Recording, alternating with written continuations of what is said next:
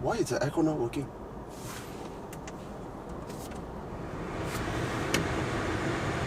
Compressor is not working, no? Yes? Oh, AC was on. Oh. I hope that was a problem. Yeah, it's good. It was. You never know. You never know. With these funny European cars. Autophiles! What are we in? We are in a Land Rover Discovery Sport P200 R Dynamic. Wow, dynamic again! Yeah. We have Land Rover, Range Rover back to back, man. Yeah, so we actually get to physically examine the differences between what's a Discovery and what's a Range Rover. Wait, Discovery Sport. I mean, Discovery family lah. You know? Is it a family now? Yeah, it is. You got Discovery and Discovery Sport. That's a family. Small family. The Evoque we took yesterday, and this share a lot of things. Same chassis, same engine, different tuning, but you can get the same tuning, same gearbox. Yes. The only differences, I think, is the suspension setup. Yeah. Vehicle wheelbase is a bit different, I think. This is longer, right? Yeah, slightly. But the top head is completely different. Okay. Yeah. So in this one, you can get it in a 5+2 configuration because the roof line doesn't slope at all. It's a complete box all the way to the end. So you can put another 2 extra tiny seats for children. Right. And this row of seats actually slides. It's on rails. Oh, wow. You don't have the strength. Wow. Ours, yeah? Yeah. Oh, not bad. Not bad. So the Discovery line is more utilitarian. Range Rover line is supposed to be more like Mengada lah. Mengada. Yeah. But you know, first impressions. Oh, so good. So good, yeah. I mean, so good. I love the car. Range Rover is supposed to be like the premium mark, and then the Land Rover is supposed to be the honest mark. But the honest mark is almost premium. Yeah. You know, I was expecting big differences. Yeah, like real plastic, Yeah. and also hard plastic, but I don't really see them. You know, the design elements here are like, what, 7? It's different. It's different, but it's like 80% there. I would say even 85. Let's say a different manufacturer, if were to give you this, you would have expected it to be the same class. This is like just a different flavor of the same thing. Yeah. Over here you have black, but then you have red stitches, and then you got carbon fiber trim. Right. More excitement. Yeah, more excitement. They were explaining the kit to me in this car. And I was already aware that this car is significantly cheaper than the Evoque. Oh. Significantly cheaper. Oh. So I was coming in expecting significantly less equipment. Yeah. But there's actually more equipment. There's the same digital display, full screen, like I think almost 10 or 12 inches wide. Right. Which is a bit laggy, but fine, whatever. Jaguar Land Rover family problem. Yeah, that's a normal problem. It's a Pentium 2 processor. Wow, this PV Pro system, exactly the same. So you got the same, like, you know, that clear sight ground view thing with the camera. Yeah, the terrain view. Terrain view underneath the bonnet. Everything is in here. The only difference is the second display for your climate control is not there. But so in a Range Rover, you have a second display. You have a first display for infotainment. Then you have a second display for vehicle function and mode of drive and things like that. You don't get that here, but you get something.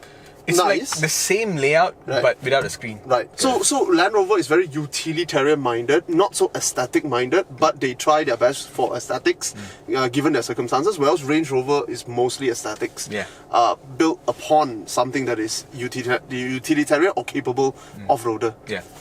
So yeah, you see that very clearly now.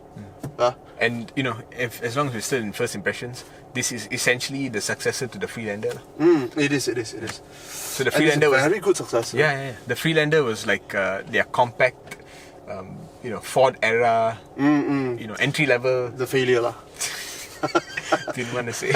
Ford era is enough to say. So yeah, first impression really good, man. Yeah. We are blown off our feet. In a Discovery Sport. Literally their cheapest product. Yeah. Wow, first impression is damn good. Land Rover, I think you did well. You know, I think there's a lesson here. Don't try to mengada.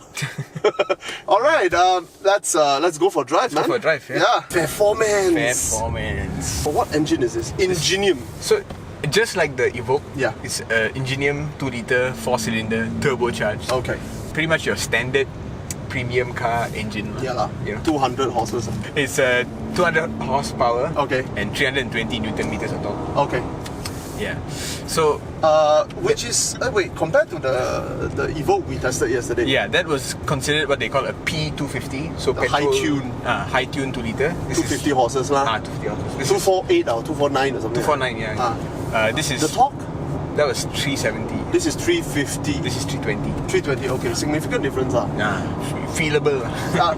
Feelable difference. To be honest, you notice it when you are flooring it. Yeah. But when you're not flooring it, it feels... In fact, this feels a bit better when you're not flooring it. Is it? Yeah, How? I feel like the Evoque... There's a bit of delay.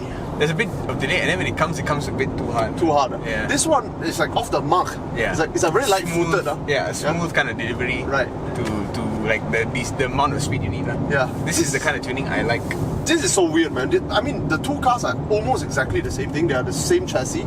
Yeah. They have the same engine and gearbox with just slightly different tuning. The only difference, I think, is the suspension setup. Yeah. This is sit way much higher. It sits so much higher, and it's, I don't know, so much more comfortable.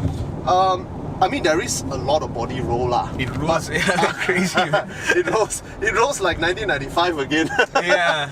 But I'm not going to make that as a complaint because, I mean, this is Discovery, man. Or Sport. I mean, Discovery Sport. Discovery Sport. Yeah. So, it's supposed to do off-roady stuff, isn't it? Yeah, it's supposed to.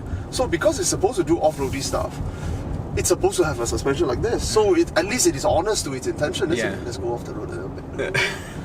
Yeah, man. Oh, yeah. Oh, so good, man. Yeah, it like, didn't even so register. good. People behind was like, this guy is crazy. Drunk, this guy drunk. Let's do it again. To me, the power is decent. It's enough. It's good, more than good enough. Yeah. And the gearbox is pleasant, smooth and pleasant. I think the whole thing about this car is the expectation is set at a different level. So much lower. Yeah. The expectation is give me an entry level premium SUV. Right. And they give you exactly that. Yeah. And it's done right. Yeah. And it's proof that Land Rover can do things correctly.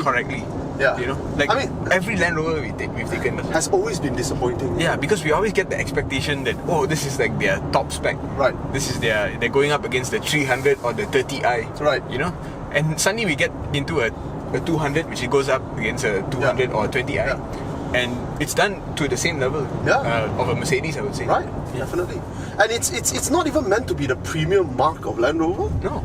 Land Rover has that entry level badge without the Range Rover moniker. Yeah. Then you have the Range Rover Mengada. Yeah. So this is supposed to, well, in their definition, it's not supposed to be premium or upmarket. Yeah. It's honest, down to earth, off-road capable vehicles. This is how SUV I think supposed to be. You know, it doesn't have to be very rough. It doesn't have to be Land Cruiser capable. Yeah. But you know, a lot of off-road work, you're not supposed to cringe when you go off-road. Yeah. And this is perfectly that. Yeah. And it absorbs all the imperfections in definitely. the road. And on top of that, on-road behavior is quite good.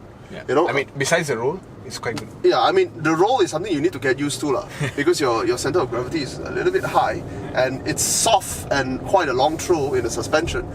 But that's what it's supposed to be. If it doesn't roll like this, then you have a problem off-road, isn't it? Yeah. Honestly, this is shaping up to be a slightly more impressive product. It is. Just by setting the expectations low. My question, however, is it's an all-wheel drive, right? It is. With the same selection, drive selection? Yeah, it's still has terrain response 2, which means you can set it to auto. Okay. That you press this button and then this dial. Yeah.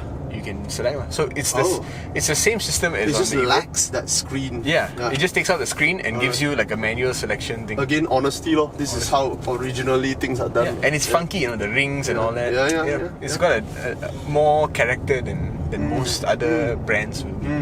Which is really, I find it very odd because when I was driving a Range Rover Evoque, now above 60, 80, definitely the car is pretty okay. Yeah. But below 60, I was asking myself this question, remember that question? Yeah. Is an X50 better than this? Yeah. Remember? Yeah. Yeah, I was asking that question, right?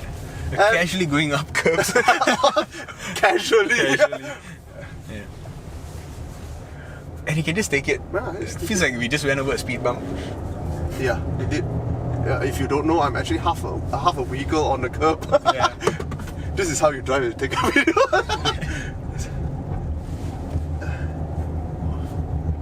So damn good, man. This is how you drive an SUV. Land Rover, man. Yeah. This is how you drive the Land Rover. Okay. Alright. Yeah. It's great. Perfect. The guy is wondering what is wrong with this guy. He's filming us, we're filming ourselves. Because we can, motherfucker. Hey, Mazda, see this? Yeah. Even your big brother cannot do. amazing, man. Yeah. I wouldn't do this even in a GLC. Yeah, I mean the GLC, because the rim itself is already going to kill you if you were to do that. Is there any other dangerous stuff we can do? Oh, but we can shoot the outside. You can shoot that, Maybe make a U-turn. I go there. The other side is Holiday Inn. Ah. I don't think there's anything there. But we can do some crazy drive. Is there a sports mode? Tada. Tata Sport. Okay lah, at least it's honest. To be honest, the power is more than enough. We are talking about premium entry level, definitely. Yeah. We're not talking about 318, we're talking about 320 level. Yes. It's more than enough. I mean, it has that funny Jaguar tuning, but not as apparent here. Yeah, and I think because it's not tuned for sport, yeah, it's fine. Which is weird, Jaguar Land Rover, when you don't try to impress people, you're so good. Yeah. That funny Jaguar feel that you have where it drags on the gear, which I've always complained how it completely wasted the capability of the ZF gearbox, and compare that to a BMW who just take advantage of that and flew and fly in the face of a DSG and say, nah, take that, you overcomplicated piece of junk. This car doesn't have that behavior. I mean, it has a little bit. It's still that family resemblance is there. But at least it wasn't like overly aggressive, dragging on the gear or whatnot. So I actually quite like it. It's really quite good. Performance, what would you give it? Well, I would give it a 4 out of 5. You see my smiling face? I'll give this a 4.5 out of 5. Wow, 90%. Yeah, 90% mark, man. This is how you should do SUV, bro. It is good, It is so good. I absolutely love it, going up a curb just now. Yeah. The way it goes up, just like seamless, nothing, and you don't feel anything. I'm actually very impressed with this vehicle. If not for the reputation of Land Rover, this will be on one of my consideration. Just based on the comfort. Just based on how it performs, man. It's just so good, bro. Wow. The turning radius is a bit of a letdown. Yeah. I find I have to do a lot of 3-point turns in this. I mean, compared to the Range Rover, they are more atasness, which I discovered. All the Land Rover terms are coming in. Which I discovered while using it was that car. Yeah. Is all about drama and flair. Right, it's supposed to evoke a drama. We really put in the glossary in. The door handles come out. Yeah. This infotainment screen extends. Comes out, And then when you get in, you start the engine, the moonroof thing, the shade opens up. There's a lot of... It's very Vogue lah.